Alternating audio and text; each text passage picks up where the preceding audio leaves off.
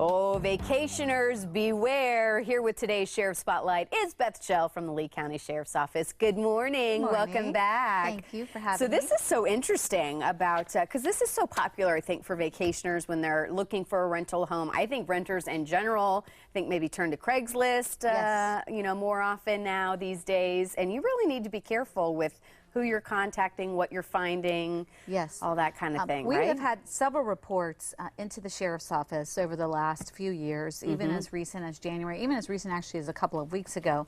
But I wanted to talk about this today because of the summer months, and families are going to be going online and looking for a place, maybe not even here, you know, or maybe you're looking for a place to escape on the beach, or maybe you want to go up further from here somewhere, and so you want to get the best deal possible, so maybe you might want to go to... And it's a very trendy, I mean, a lot of people are doing this. There are legitimate people who are, you know, renting their home out for a week. Right, and you can get good deals on some of these websites. You just have to be really, really careful about who you're renting from, and do your homework along the way as you're talking to them. Especially if you're going to have to pay any money up front. Right, and that's one of the big red flags. Okay, so well, let's talk about these. Yeah, you kind of outlet. Number one, you say look up the owner. Right.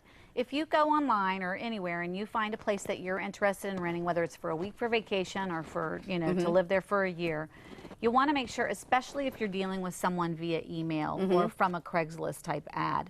So get the information of the property owner, and the person obviously is going to tell you who they are, and then go to the property appraiser's website or of the county or whatever that's what I was going to ask. Yeah, how do you double check that? Yeah, and you can go on and it'll show you who owns the home.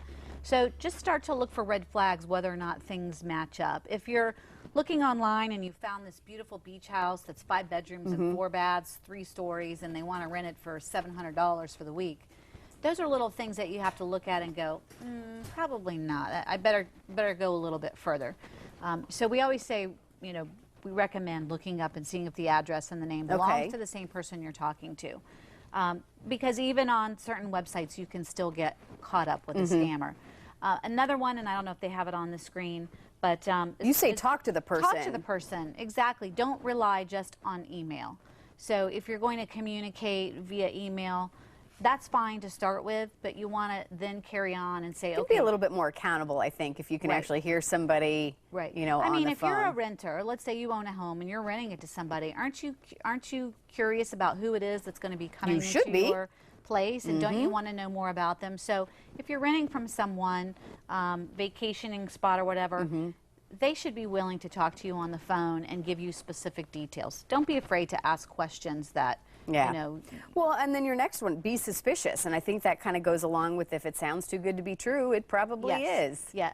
Be suspicious about things that, you know, if they're making it this grandiose, you know, offer at a cheap rate, one red flag. I love this one. Ask for references, because you normally don't think that you need that maybe for a vacation rental, and sometimes it's even hard to judge when there's reviews online or anything. I know. You know, one thing, my mom and I used to go stay at the beach for a week every year, and in the place that we would stay, which after we went there one time, we decided to go back and back and back to the same place.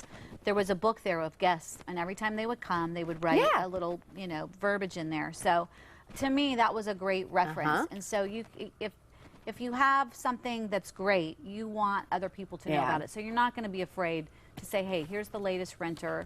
Call them. So you say pay by credit card. Yes. I had a lady that called me in January. She had rented a place for 2 months for her elderly parents to come down to the beach. She communicated via email.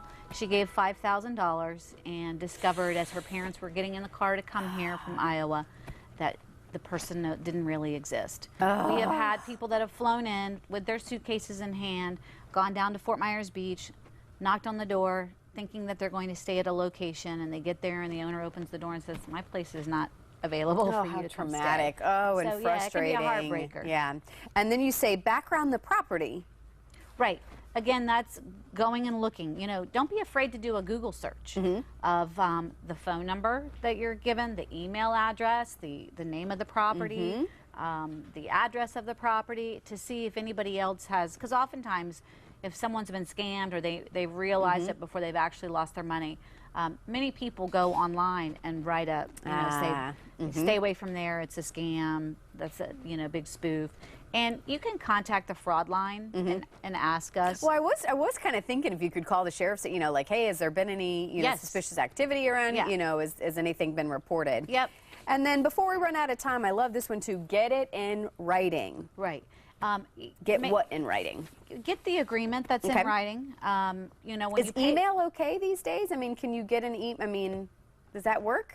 I don't really like email, and even none of these are 100% foolproof. These are just so even ways if you get it in writing, it doesn't necessarily mean that it's good to go. But get everything in writing. And back to the credit card. The credit card is good. Never use your debit card. Yeah. Never wire transfer money.